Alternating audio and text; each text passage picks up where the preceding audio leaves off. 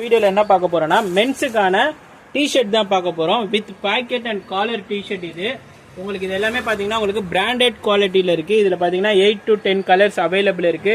சைஸஸும் பாத்தீங்கன்னா உங்களுக்கு L, XL, double XL, 3XL. இப்போ நான் காட்டுறது பாத்தீங்கன்னா 3XL வரைக்கும் இருக்கு.